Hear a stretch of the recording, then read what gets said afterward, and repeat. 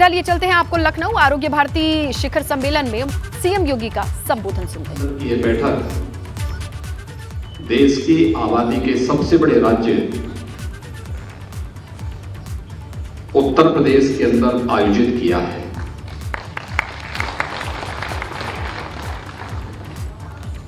हम सब जानते हैं उत्तर प्रदेश न केवल देश की आबादी का सबसे बड़ा राज्य है, बल्कि भारत की आध्यात्मिक और सांस्कृतिक विरासत का प्रतिनिधित्व भी करता है।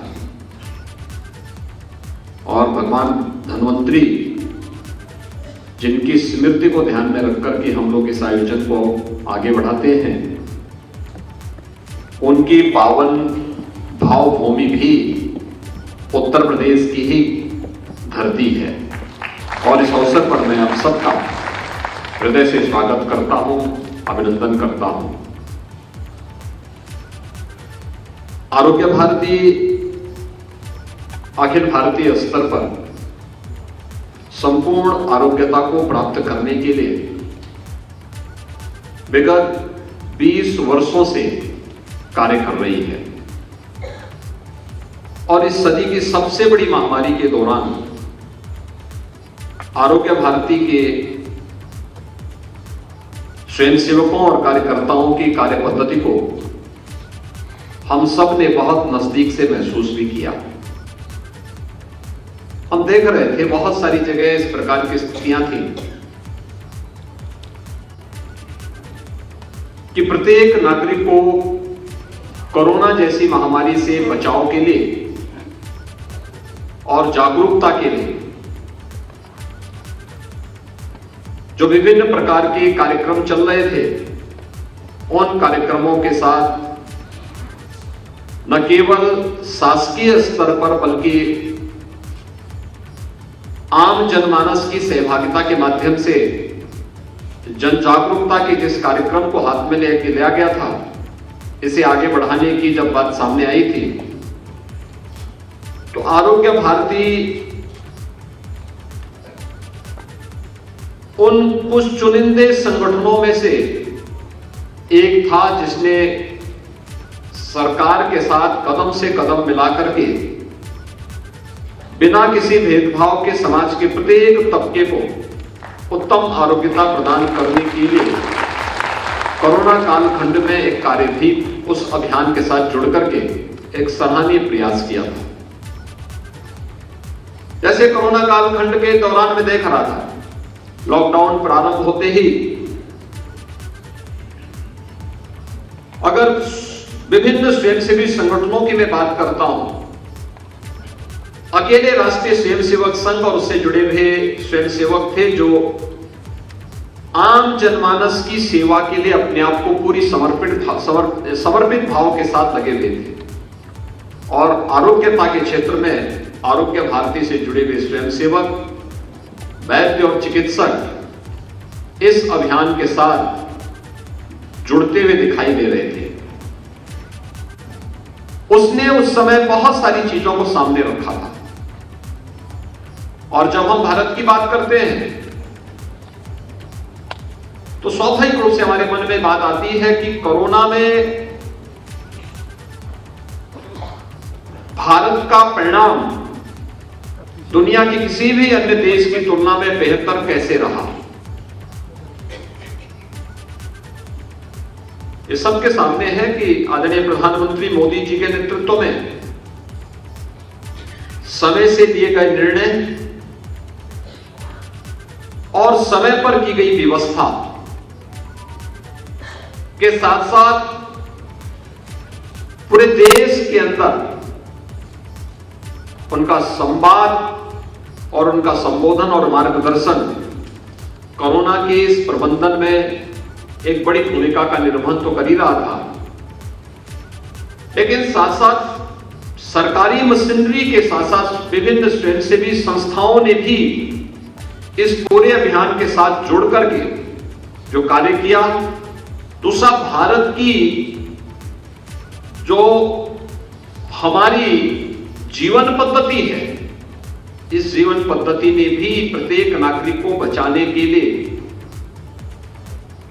बहुत बड़ी भूमिका का निर्वहन किया। कोई भारतीय परिवार ऐसा नहीं होगा जो अपने दैनिक भोजन में हल्दी का सेवन न करता हो। हल्दी की ताकत को और उसके सामर्थ्य को दुनिया ने कोरोना कालखंड में समझा होगा, लेकिन हजारों वर्षों से अपने नियमित दिनचर्या का हिस्सा हमारी रसोई का अगर कुछ बना है तो हल्दी जरूर बना है, या हम अपने दैनिक कार्यों में जिसका उपयोग करते रहे हैं। आयुष की ताकत को, जो आयुष की ताकत को दुनिया ने कोरोना कालखंड में भले ही समझाओ, लेकिन याद करिए 2014 में प्रधानमंत्री बनने के तत्काल बाद आदरणीय मोदी जी ने आयुष से जुड़े हुए इन सभी विभागों को एक साथ जोड़ करके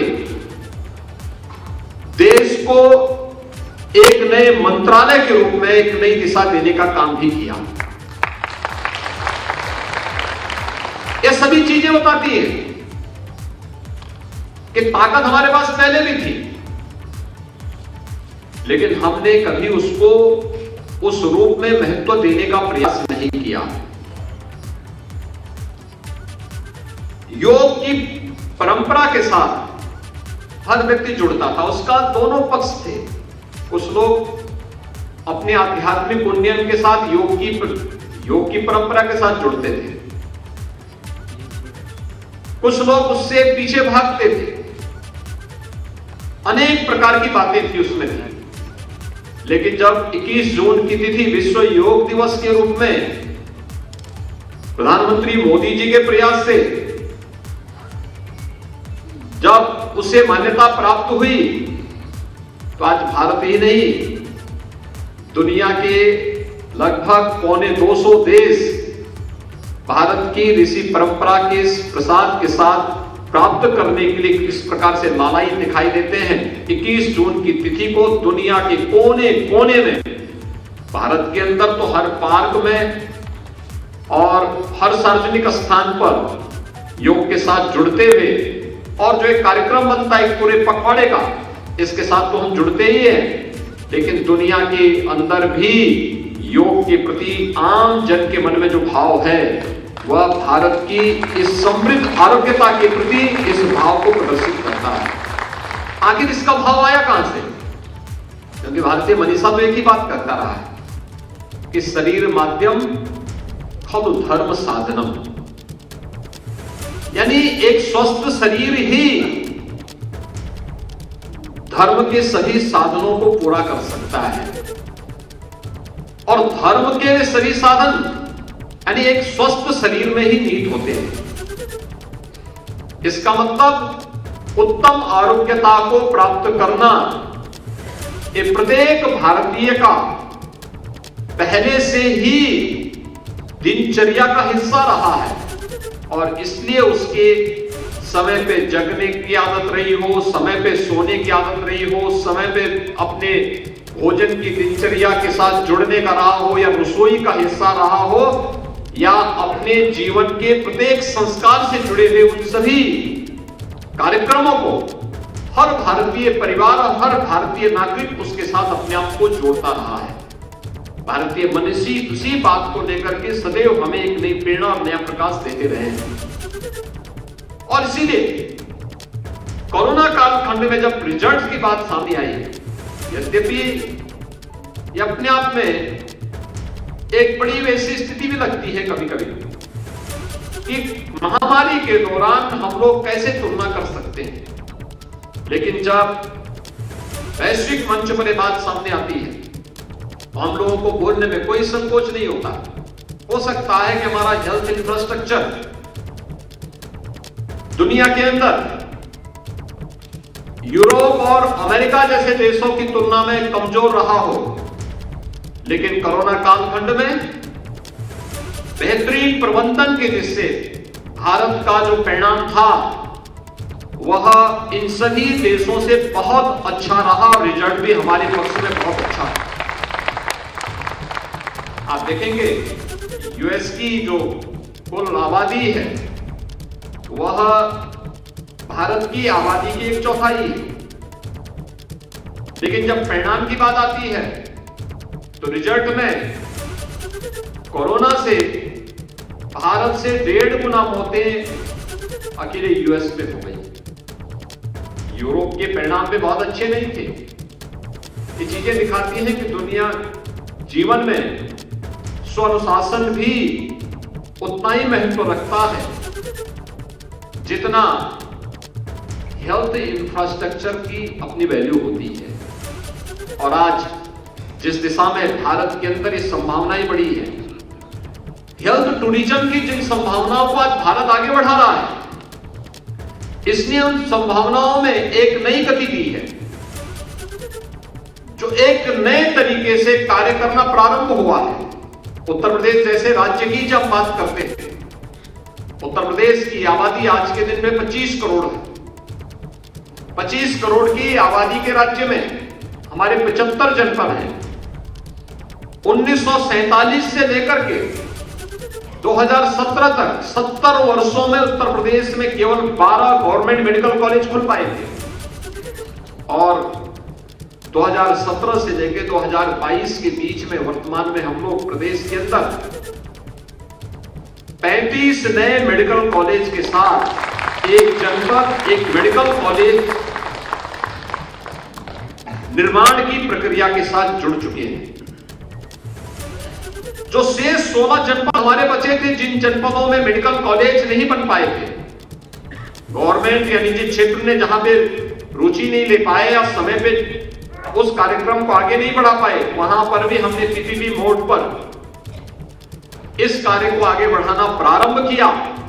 तो उसमें भी हमारे 6 जनपदों में ये कार्य हम लोग चयन की प्रक्रिया के अंतिम चरणों में पहुंच चुके हैं। यानी मात्र 10 जनपद आज के दिन पर हमारे पास कुछ ही दिनों के बाद रहेंगे, जहां पे निजी क्षेत्र अथवा सरकार शासकीय माध्यम से कोई एक मेडिकल कॉलेज के निर्माण की प्रक्रिया का कार्यक्रम वहां पे पूरा किया जा सके। आज उस दिशा में तेजी के साथ प्रयास प्रारंभ हुआ है और इस दिशा में वास्तव में एक स्वस्थ समाज के निर्माण के लिए आवश्यक है कि हम प्रत्येक व्यक्ति की आरोग्यता के बारे में उस प्रकार की पहल को और उस प्रकार की जागरूकता के कार्यक्रम को आगे बढ़ाएं। और इस दिशा में जितने भी प्रयास प्रारंभ हुए हैं, आपके सामने एक उदाहरण मैं दूंगा और मैं सचमुच जिन बातों को आपके सामने रखना चाहता हूं वो बातें भी मैं आपसे कहना चाहूंगा। उनमें से जो सबसे बड़ी बात है, उत्तर प्रदेश के अंदर हमारा पूर्वी उत्तर प्रदेश, जिसमें गोरखपुर, बस्ती, देवीपाटन, कमिश्नरी के साथ साथ बस आपका बरेली और सहारनपुर कमिश्नरी तक 38 जनपद हमारे ऐसे थे जहां पर मस्तिष्क ज्वर यानी इंसेफ्लाइटिस से प्रतिवर्ष हजारों मौतें होती थी। ये जो सीजन था वर्तमान में मध्य जुलाई से लेके मध्य नवंबर तक, प्रतिवर्ष इस सीजन में वहां पर 1200, 1500 से लेके 2000 तक मौतें होती थी। ये मौतें 1 से लेके 15 वर्ष तक के बच्चों की होती थी और 40 वर्ष में इन 38 जनपदों में 50,000 से अधिक बच्चों की मौतें हुई थी। आप आश्चर्य करेंगे कि 40 वर्षों में इस दिशा में कोई प्रयास क्यों नहीं हो पाया? क्यों नहीं हम उस रोग पर प्रभावी नियंत्रण करने में सफल हुए? एक भी संस्थान के पास इसके बारे में सोचने की, उस पर शोध करने की, इसका क्या कारण है, इस दिशा में एक नए अभियान को आगे बढ़ाने के लिए इतनी फुर्सत क्यों नहीं रही? मैं जब 1998 में पहली बार सांसद बना, मुझे बताया गया कि गोरखपुर के मेडिकल कॉलेज में बच्चे बहुत बड़ी मात्रा में भर्ती हैं। तो मैंने कहा ये क्या है? तो मुझे बताया गया कि एक बीमारी है, बच्चों की बीमारी है। भोजपुरी भाषा में लोगों ने कहा, उसका नाम दिया था नो की बीमारी। तो मैं देखने के लिए गया था। मैंने पूछा आखिर इसके कारण क्या है? तो क्यों लक्षण के आधार पर उपचार चल रहे थे। मैंने कहा इसका जांच कहां होता है? कहा साहब हम सैंपल भेजते हैं एनआईवी पुणे, और जब तक परिणाम आता है तब तक या तो बच्चा मर चुका होता है या फिर शारीरिक और मानसिक रूप से दिव्यांग हो चुका होता है। हम लोगों ने अभियान प्रारंभ किया उसके खिलाफ। मैंने शासन से भी बात की, सड़कों पे भी आंदोलन शुरू किया, और 19 वर्ष तक मैं आंदोलन करता रहा। संसद के हर सत्र में इस मुद्दे को उठाता रहा। सरकार के स्तर पर थोड़ा बहुत प्रयास हुआ भी, इतना रहा कि देखिए कितने हम अभी भी पीछे थे। इंसेफ्लाइटिस का वैक्सीन जापान में 1905 में बन गया था, लेकिन 5-6 वर्षों के आंदोलन के बाद इतना था कि वह वैक्सीन 2006 में भारत आया। 100 साल लगे जापान से भारत में वैक्सीन आने में, लेकिन मौत के आंकड़े तब भी नियंत्रित नहीं हो पा रहे थे। एक वायरस नियंत्रित किया गया, वायरस ने अपना नेचर बदला। पहले वह जापानी इंसेफ्लाइटिस था, बाद में वह एक्यूट इंसेफ्लाइटिस हो गया। और 2017 में जब प्रदेश में फिर सरकार बनी, मेरे सामने चैलेंज था, क्योंकि अब तक तो मैं संसद में बात उठा करके और सड़कों पे आंदोलन करके इस जिम्मेदारी से मुक्त हो जाता था कि देखिए साहब सरकार के स्तर पर कुछ नहीं हो रहा। लेकिन अब तो मेरे ऊपर ही जिम्मेदारी थी। मैंने अलग अलग क्षेत्र से लोगों से पूछा, मैंने कहा देखो मैं इस निष्कर्ष पे पहुंचा हूं आंदोलनों के माध्यम से, और बार बार इसको विभिन्न स्तरों पर रखने और इस फील्ड से जुड़े हुए विशेषज्ञों के साथ बातचीत करके, कि केवल उपचार इसका समाधान नहीं हो सकता। हमें बचाव के लिए व्यापक जन जागरूकता को भी माध्यम बनाना पड़ेगा। और सौभाग्य से तब तक स्वस्थ भारत मिशन लागू हो चुका था। हर घर शौचालय निर्माण की कार्रवाई आगे बढ़ चुकी थी, और मैंने वे सभी आंकड़े निकाले कि भाई आखिर कहां कहां पर इस बीमारी से ज्यादा बच्चे प्रभावित होते हैं।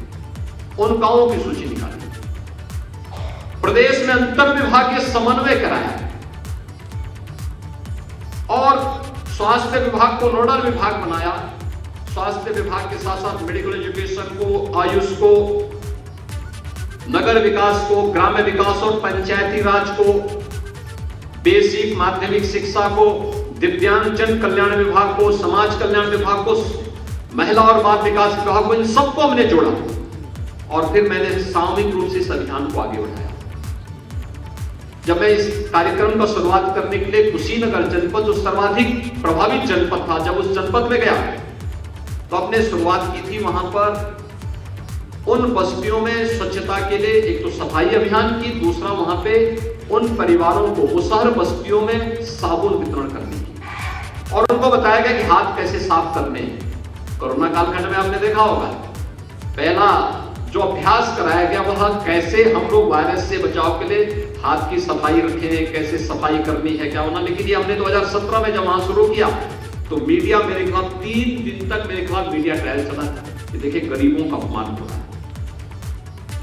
यानी हम गए थे बचाने के लिए, लेकिन 3 दिन तक मेरे खिलाफ अभियान चलता था कि देखिए आप साबुन वितरण करके उन गरीबों का अपमान किया जा रहा है। लेकिन भाइयों बहनों मुझे बताते हुए प्रसन्नता है कि जिस इंसेफ्लाइटिस से उत्तर प्रदेश में प्रतिवर्ष हमने एक तो अंतर विभागीय समन्वय के माध्यम से फोकस्ड कार्रवाई की, सभी विभागों से कहा, और मैं स्वयं हर 15 दिन में इनकी रिपोर्ट देता था। आप बताइए आपका क्या कार्य है, आपने क्या किया है, मुझे रिजल्ट दीजिए। हर एक विभाग की समीक्षा सभी सामूहिक रूप से करने लगे और नोडल विभाग मैंने स्वास्थ्य विभाग को बना करके इसको निरंतर इसके साथ मैंने आगे कार्य प्रारंभ किया और शुद्ध पेयजल की आपूर्ति वहां पर करवाई। आप आश्चर्य करेंगे कि 5 वर्ष के अंदर हम लोग आज इस स्थिति में पहुंच चुके हैं कि 40 वर्षों में 50,000 से अधिक बच्चों की जिन क्षेत्रों में मौत हुई थी, आज वहां पर ये बीमारी पूरी तरह समाप्ति की ओर है। पूरी तरह मैं इस बीमारी से बिहार के अंदर होने वाली मौतों के आंकड़ों को लेकर के बिहार सरकार से मिलने के लिए भी गया था। मैं उस समय सांसद था।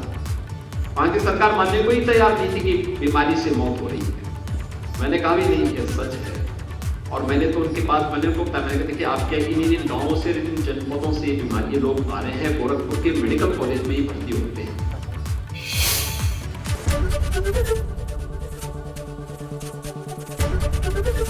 एबीपी गंगा, खबर आपकी, जुबान आपकी।